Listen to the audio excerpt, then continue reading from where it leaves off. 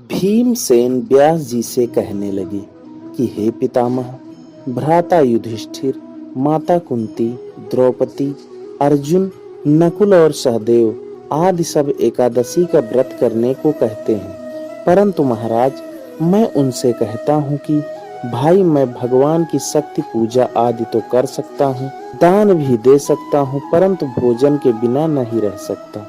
इस पर व्यास जी कहने लगे कि हे भीमसेन, यदि तुम नरक को बुरा और स्वर्ग को अच्छा समझते हो तो प्रति मास की दोनों एकादशियों को अन्न मत खाया करो।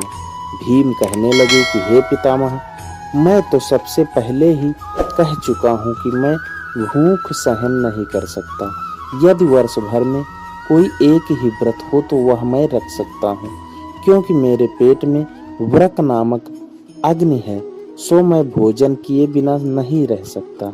भोजन करने से वह शांत रहती है, इसलिए पूरा उपवास तो क्या एक समय भी भोजन किए रहना ठीक नहीं है।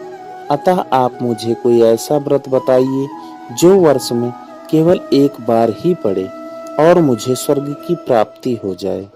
श्री व्यास जी कहने लगे कि हे पुत्र, बड़े बड़े ऋषियों ने बहुत शास्त्र आदि बनाए हैं, जिनसे बिना धन के थोड़े परिश्रम से ही स्वर्ग की प्राप्ति हो सकती है। इसी प्रकार शास्त्रों में दोनों पक्षों की एकादशी का व्रत मुक्ति के लिए रखा जाता है। व्यास जी के वचन सुनकर भीमसेन नरक में जाने के नाम से भयभीत हो गए और कांपकर कहने लगे कि अब क्या करूं? मास में 2 व्रत तो मैं कर नहीं सकता। हाँ, वर्ष में एक व्रत करने का प्रयत्न अवश्य कर सकता हूँ। अतः वर्ष में एक व्रत करने से यदि मेरी मुक्ति हो जाए तो ऐसा कोई व्रत बताइए।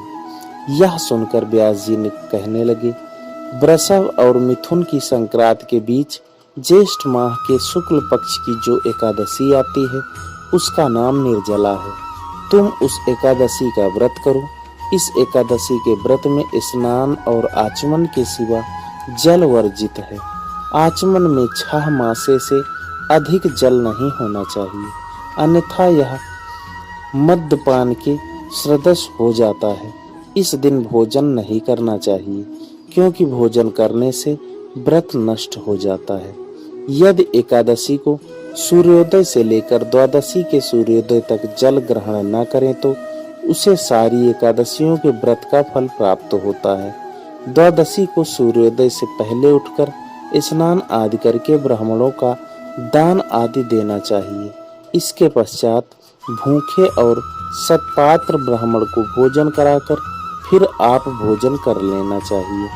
इसका फल पूरे 1 वर्ष की संपूर्ण एकादशियों के बराबर होता है। व्यास जी कहने लगे कि हे भीमसेन, यह मुझको स्वयं भगवान ने बताया है। इस एकादशी का पुण्य समस्त तीर्थों और दानों से अधिक है। केवल एक दिन मनुष्य निर्जल रहने से पापों से मुक्त हो जाता है। जो मनुष्य निर्जला एकादशी का व्रत करते हैं उनकी मृत्यु के समय यमदूत आकर नहीं घेरते, वरन भगवान के पार्षद उसे पुष्पक विमान में बैठाकर स्वर्ग ले जाते हैं। अतः संसार में सबसे श्रेष्ठ निर्जला एकादशी का व्रत है, इसलिए यत्न के साथ इस व्रत को करना चाहिए। उस दिन ओम नमो भगवते वासुदेवाय मंत्र का उच्चारण करना चाहिए और गौदान करना चाहिए। इस प्रकार व्यास जी की आज्ञा अनुसार भीमसेन ने इस व्रत को किया। इसलिए इस एकादशी को भीमसेनी या पांडव एकादशी भी कहते हैं। निर्जला व्रत करने से पूर्व भगवान से प्रार्थना करें कि हे भगवान, आज मैं निर्जला व्रत करता हूँ, दूसरे दिन भोजन करूँगा। मैं इस व्रत को श्रद्धा पूर्वक करूँगा, अतः आपकी कृपा से मेरे सब पाप नष्ट हो जाएं। इस दिन जल से भरा हुआ एक घड़ा वस्त्र से ढककर स्वर्ण सहित दान करना चाहिए। जो मनुष्य इस व्रत को करते हैं उनको करोड़ फल सोने के दान के फल मिलता है। जो इस दिन यज्ञादि करते हैं उनका फल तो वर्णन ही नहीं किया जा सकता। इस एकादशी के व्रत से मनुष्य विष्णु लोक को प्राप्त होता है। जो मनुष्य इस दिन अन्न खाते हैं वे चांडाल के समान हैं।